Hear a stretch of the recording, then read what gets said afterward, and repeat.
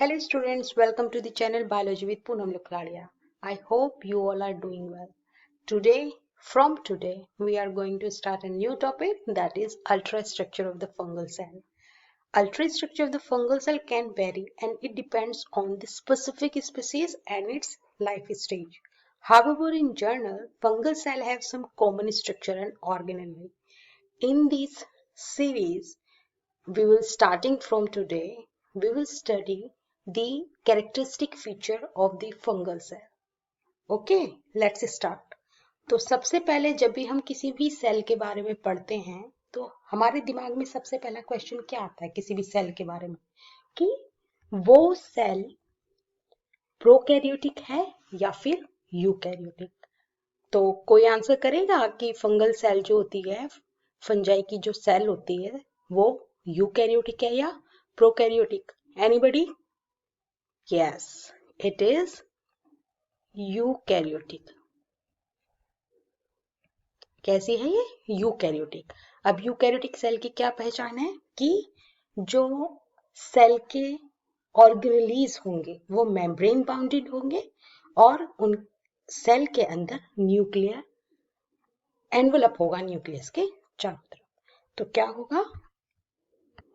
हाँ, तो कैसी है इसकी सेल? फंगल सेल यूकैरियोटिक है।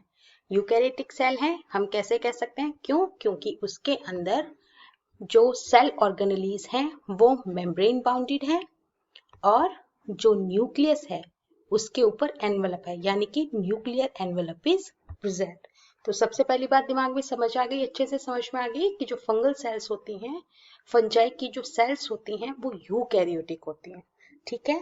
अब दूसरा क्वेश्चन दिमाग में आता है कि फंजाई जो होता है वो एनिमल्स के ज्यादा करीब है कि प्लांट्स के ज्यादा करीब है, या प्लांट्स में है एनिमल्स में है, इसको किसमें इंक्लूड करते हैं? इसका आंसर आपको क्लासिफिकेशन में मिल जाएगा। लेकिन फंजाई के अंदर जो ये कंफ्यूजन था साइंस के दिमाग में, वो ये इसलिए था क्योंकि इसके अंदर कुछ कैरेक्टर तो प्लांट्स के थे और कुछ कैरेक्टर एनिमल्स के थे। जैसे कि प्लांट का क्या कैरेक्टर था? सेकेंड कैरेक्टर हम ले लेंगे प्लांट कैरेक्टर। प्लांट्स के जैसे क्या थे कैरेक्टर? प्लांट कैरेक्टर्स थे उनके अंदर presence of cell wall and vacuole. ठीक है। प्लांट कैरेक्टर्स क्या थे कि उनके अंदर सेल वॉल प्रेजेंट थी, फंगल सेल के अंदर सेल वॉल प्रेजेंट है और उसमें वैक्यूल्स प्रेजेंट है। ठीक है। अब एनिमल वाले क्या कैरेक्टर थे?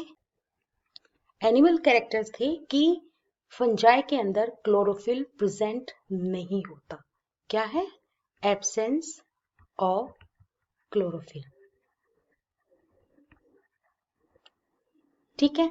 अब क्लोरोफिल एब्सेंट है तो इसे एकदम से दिमाग में क्या बात क्लिक करेगी कि इनका जो मोड ऑफ न्यूट्रिशन होगा दैट विल बी हेट्रोट्रॉफिक। ठीक है। अब फंजाई कैसे होंगे? हेट्रोट्रॉफिक।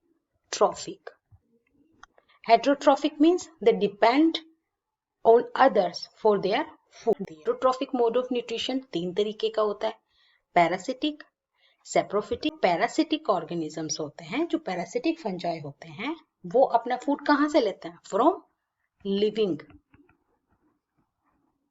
मैटर। ठीक है। वो अपना खाना कहाँ से लेते हैं? किसी भी लिविंग मैटर से। जो सेप्रोफिटिक होता है, मोड ऑफ न्यूट्रिशन जिनका सेप्रोफिटिक होता है, जो सेप्रोफाइट्स होते हैं, वो फूड कहाँ से लेते हैं? From dead organic matter. ठीक है।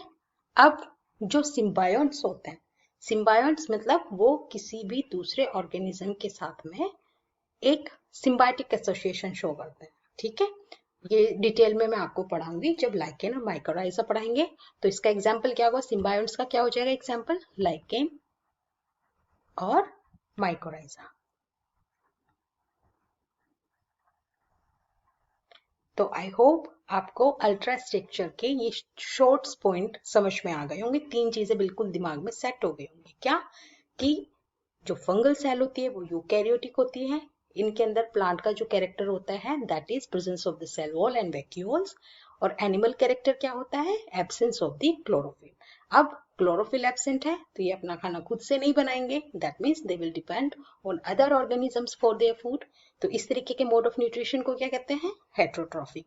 अब हेट्रोट्रॉफिक मोड ऑफ न्यूट्रिशन जो है वो 3 तरीके का पाया जाता है फंजाई के अंदर, पैरासिटिक, सैप्रोफिटिक एंड सिम्बायोटिक। के साथ में सिम्बायोटिक एसोसिएशन शो करते हैं। वो हायर प्लांट्स के साथ भी कर सकते हैं फंजाई, जैसे कि माइकोराइजम में करते हैं, वो एल्गा के साथ भी कर सकते हैं जैसे कि लाइकेन में करते हैं। तो आई होप आपको ये 3 पॉइंट फंगल सेल के बारे में, ये बेसिक 3 पॉइंट आपको अच्छे से समझ में आ गए होंगे। अगर आप इस चैनल पर नए हैं तो kindly to subscribe, share and like, and don't forget to press bell icon. Thank you for watching.